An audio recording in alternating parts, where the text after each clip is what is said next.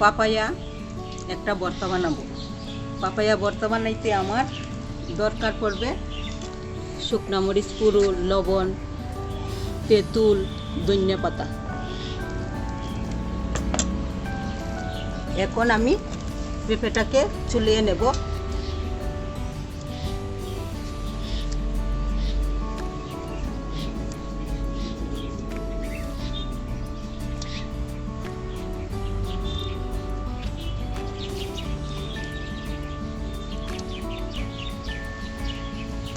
পেঁপেটা খাইতে খুব ভালো হইব, মিষ্টি মিষ্টি হইব।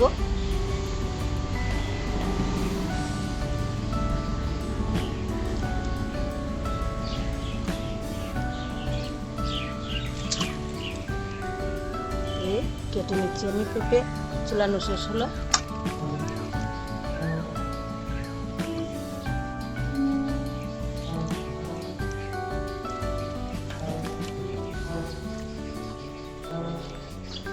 এটা হলো পাকা পেঁপে, কাঁচা দিয়েও খাওয়া যায়, কিছু কিছু পাকা দিয়েও খাওয়া যায়।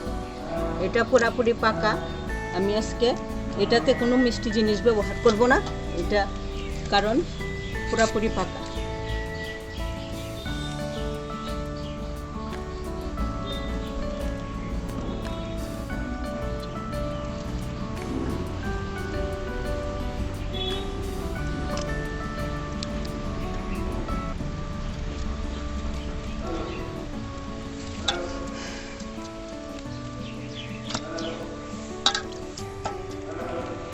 এখন এগুলোকে টুকরো করে নেব।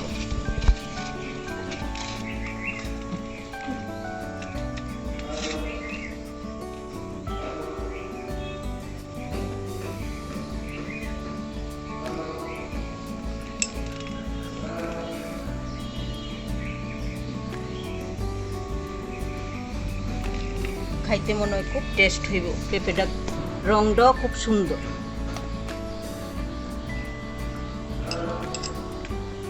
চমৎকার রং হয়েছে পেঁপেটা।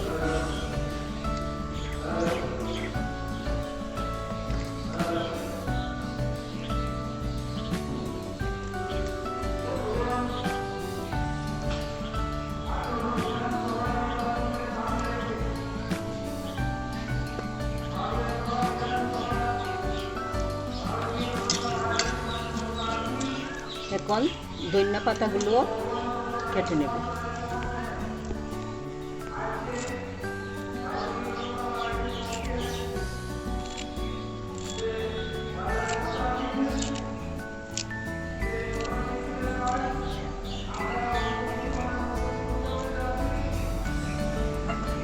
এই হয়ে গেল ধনিয়া পাতা কুচা।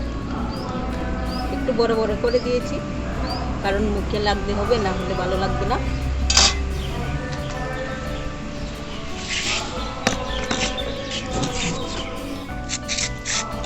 এই যে তেঁতুল, এখন তেঁতুল দেবো। তেঁতুলটা খুব সুন্দর শুকিয়েছে।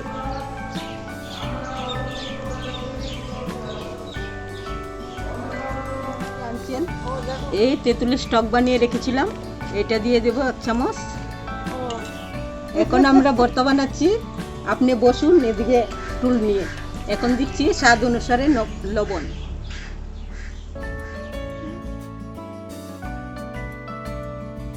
এই যে মরিচ পুরা করে রেখেছিলাম, এগুলা দেব।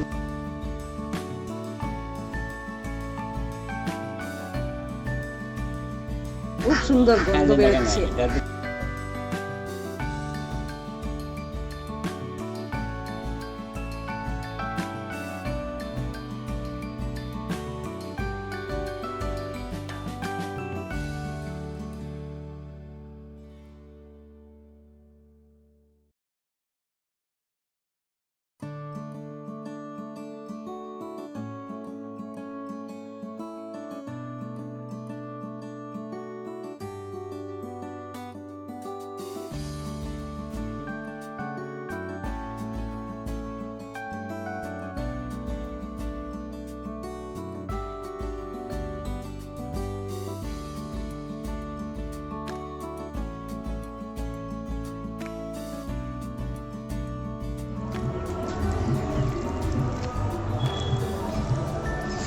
হয়ে গেল মাখা, খুব সুন্দর করে মাখছি আমি। ভর্তা, ভর্তা, পাপায়া ভর্তা। একটু খেয়ে দেখেন কিরকম হলো ভর্তা। আমারও ফটো তো এদিকে এদিকে আসছে, বসুন, তাহলে এমনি উঠে যাবে আপনাকে। নেন, ভর্তাটা থেকে দেখেন কিরকম হয়েছে। লবণ ঠিক আছে নি বলুন? ভালো হয়েছে? আপনিও খেয়ে যান গো মা। আসেন আসেন, এদিকে আসেন, পেঁপে ভর্তা খেয়ে যান। এটা আর লাগবে না, এটা রেখে দিয়ে নিচে।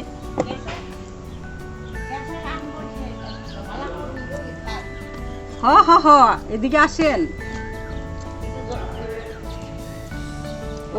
ওইটাতে হাত দিয়ে এলাম, ওইটাতে। এদিকে বসেন, এদিকে এসে বসেন। লবণ ঠিক আছে তো বাবা?